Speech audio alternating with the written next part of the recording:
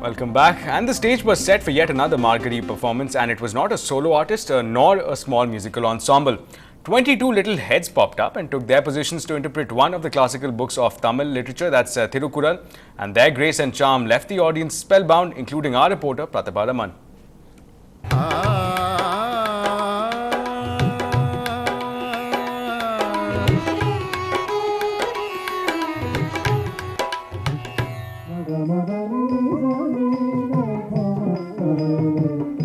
22 young artists of Sridevi Nrityalaya enlivened the stage with a rhythmic ballet that explained some of the important couplets of the Thirukural. Kural in Kural was a thematic presentation that depicted the verses of the Kural in the form of Nrittam and Nrityam. Some were even portrayed through the Navarasas. Every couplet was linked to a mythological story to bring out its meaning. While one budding artist transformed into the noble Lord Rama, another portrayed the aggressive character Narasimha so effortlessly. Led by Guru Srimati Sheela Unnikrishnan, the children gave life to the chapters of the Kural text at Sivagami Petachi Auditorium, Mylapore.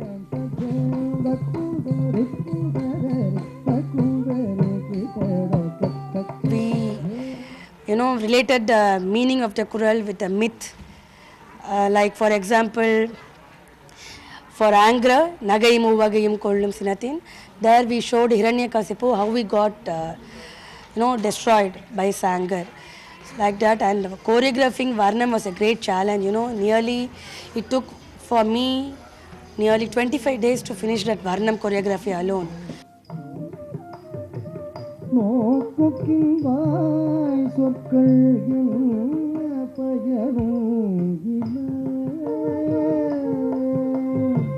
Start with, we didn't know how it was going to be. Like Kural was something new, as you say. So actually our teacher taught us each and every meaning, like the intricate meaning inside it, and we could learn about these Kurals and the contribution of Tamil. I'm a regular audience of Sheila's program, and especially this program was a unique one because this brought out the highlights and the value of the meanings of Thirukural, which hardly is touched by anyone in this dance field.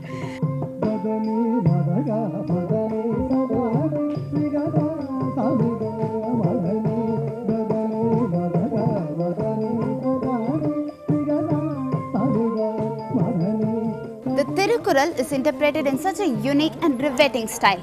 Dancing on a clay pot, dancing to the beats of the percussion instrument, Margari is the time we witness them all.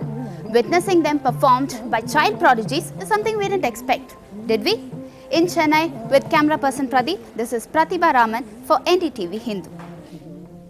Well, with that look at Margari, let's come back to the main issue, the one question that everybody is asking today. That's, of course, the big debate over how really to move ahead with the Sri Lankan ties, with the Sri Lankan reports of actually Sri Lanka, the Sri Lankan Navy rather actually shooting down one fisherman and injuring one another.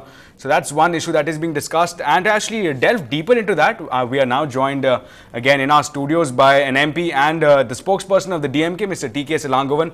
Sir, a very good evening to you. Let me first begin by asking you this question here, that again, this issue has been really raging on for the past few years, really, and every time the issue comes up, there's always a similar move coming in from the DMK that, yes, we've shot off a letter to the centre, but it doesn't really work. What would you say to those suggestions?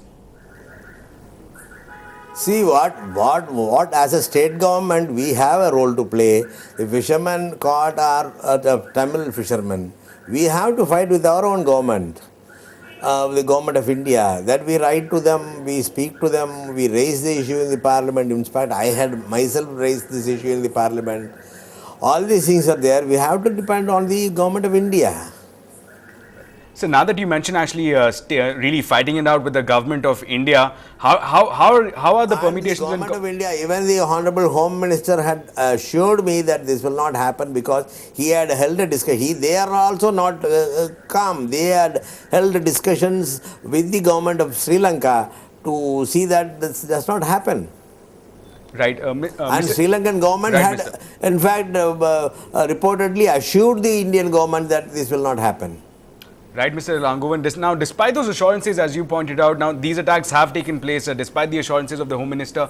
So really, how do you plan to take it forward Yes. with your ally back in Delhi right now? Again, how do you plan to push it forward? Yes. What different are you doing this time other than perhaps simply writing a strongly worded letter? Yeah, but it is for the government of India also to respond, because the fisherman is an Indian citizen. So we have to do anything only through the government of India, and the government of India is taking all steps also. They have, in fact, even during the recent visit by the External Affairs Minister, various issues were discussed.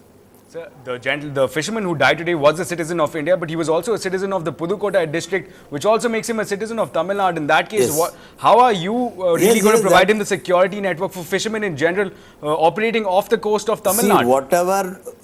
whatever constitutionally possible and whatever a responsible state government can do, the government is doing. So would you care to elaborate on that? How really you're moving forward with plans for perhaps working out a security arrangement for this one issue that has been raging on, security for fishermen here? Yes. We have asked the government of India to see that, to strengthen the Coast Guard, to see that our fishermen are protected. Our fishermen go for fishing. They are after fish. They do not know the maritime boundary and other things. Sometimes they get caught, and even this is the second time that the Sri Lankan government says that the Navy is not involved in this. Even earlier, at one occasion when we met the officers of the Sri Lankan embassy here, they told the same thing, that the Navy is not involved, it is between the two fishermen. And they will see that their fishermen is also does not involve in such things. They assured us that they will take steps to see that their fishermen does not do such things. Right, Mr. Langovan. We'll shift tracks slightly here, and let's discuss again some of the suggestions again coming in from the opposition forces, and they have been really pointing out one factor, that when Rajapaksa was here, your party is a part of the ruling alliance here. They should have taken up this critical issue with the Rajapaksa regime, but it was not done so. We took it up with Rajapaksa. When Rajapaksa came to New Delhi, the MPs from the UPA met him and took this issue with him. Right, so Particularly, the fisherman issue was discussed with Rajapaksa, and Rajapaksa assured us that he will take care. In fact, he himself committed that he will form a committee of the fishermen from both the countries and see that the committee looks into all these things. So let me get that right here. Here you're confirming again on NDTV Hindu that yes, you had taken up this issue with the Rajapaksa regime, and they had given you an assurance that no such action will be taken against the fishermen. Yes, that some say 3-4 months back when we met Rajapaksa in Delhi, the UPA MPs met Rajapaksa in Delhi. Right. So that's a confirmation there, sir. I'm taking it from you there. But finally, sir, another question that props up is that about practical steps that really can be taken to ensure safety here. Now, there are suggestions such as lighting up of the maritime boundary, which might not seem practical. What are your suggestions? What are you doing on your part, the DMK government, to really ensure that such incidents are not really don't really boil out of control?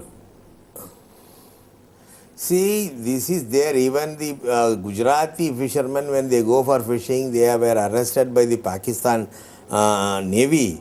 See, this issue of even some fishermen from West Bengal were arrested by Bangladesh Navy. So these maritime questions, poor fishermen, they don't know all these things. It is for the government and the coast guards to take necessary steps to make them understand that this is the limit.